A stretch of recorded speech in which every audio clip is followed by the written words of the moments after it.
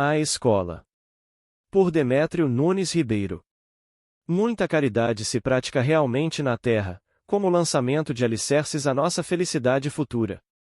Há quem levante valiosos monumentos de pedra para acolher os famintos da estrada, saciando-lhes a fome e vestindo-lhes o corpo. Quantas vezes temos vertido lágrimas ao pé do enfermo abandonado à própria sorte? Em quantas ocasiões a indignação nos assoma a boca, diante do sofrimento de uma criancinha desprezada?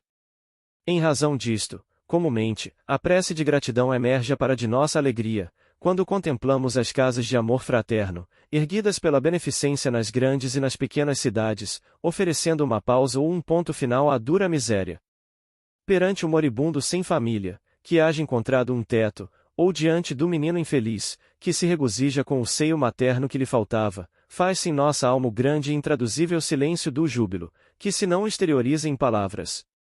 O infortúnio do próximo é sempre a nossa infelicidade provável. A dor é, como um incêndio, suscetível de transferir-se da habitação do vizinho para a nossa casa. Atentos em semelhante realidade, somos constrangidos a reconhecer que qualquer espécie de benemerência exalta o gênero humano e santifica-o, por fazer-nos mais confiantes na virtude e mais seguros de nossa vitória final no bem. O Criador como que se revela sempre mais sábio, mais vivo e mais abundante de graças nos mínimos acontecimentos em que a bondade da criatura se manifesta. Seja amparando o velho mirrado, seja insuflando coragem ao triste, ou abrigando o órfão, ou pensando as feridas de um corpo em chaga, o coração que ajuda é invariavelmente um foco de luz cujo brilho se irradia em ascensão para os mais altos céus. Mas uma caridade existe, mais extensa e menos visível, mais corajosa e menos exercida, que nos pede concurso decisivo para a melhoria substancial da paisagem humana. É a caridade daquele que ensina. A terra de todos os séculos sofre a flagelação de dois grandes males. Um deles é a miséria. O outro, e o maior, é a ignorância.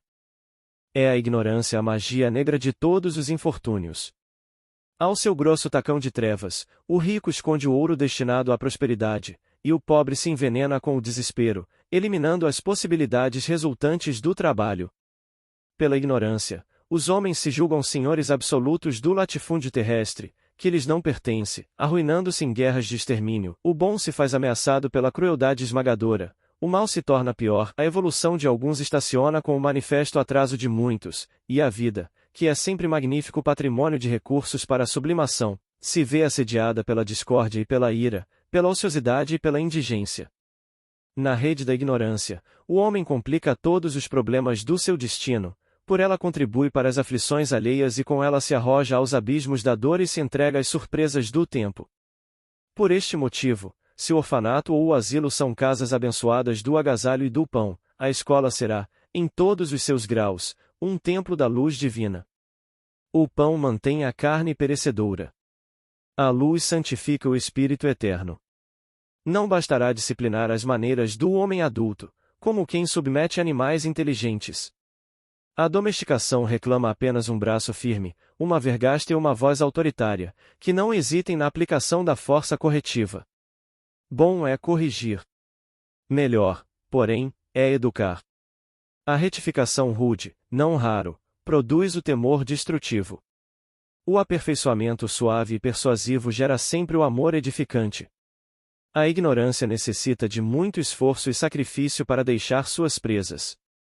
Quem se consagre ao mister de auxiliar deve dispor-se a sofrer. O exemplo é a força mais contagiosa do mundo.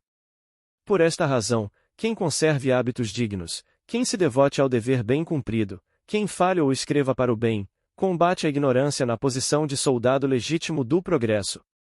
Semelhantes benefícios, no entanto, precisam da sagrada iniciação com o ato de alfabetizar. Ensinar a ler e elevar o padrão mental de quem lê constituem obras veneráveis de caridade. Descerremos a espessa cortina de sombras que retém o espírito, ninfa divina, no casulo da inércia.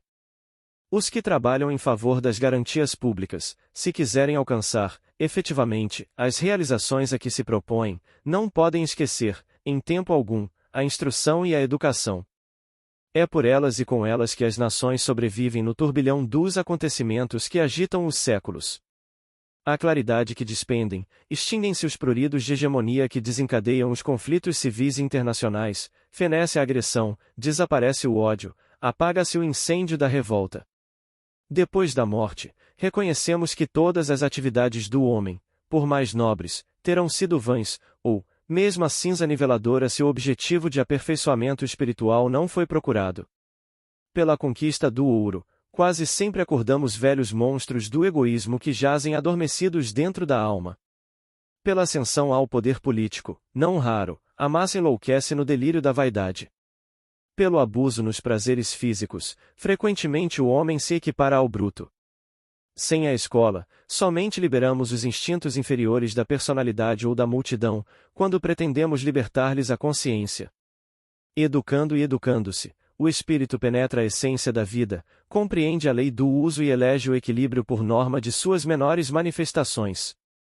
Grande é a tarefa do pão, que gera o reconhecimento e a simpatia, entretanto, muito maior é o ministério do abecedário, que opera o divino milagre da luz, estabelecendo a comunhão magnética entre a inteligência do aprendiz de hoje e a mente do instrutor que viveu há milênios. Cultura e, sobretudo, esclarecimento, são armas pacíficas contra a discórdia. Abramos escolas e o canhão se recolherá ao museu.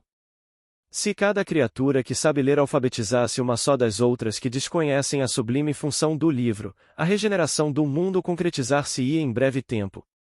Jesus desempenhou o mais alto apostolado da terra sem uma cátedra de academia, mas não se projetou nos séculos sem as letras sagradas do Evangelho. É preciso ler para saber pensar e compreender.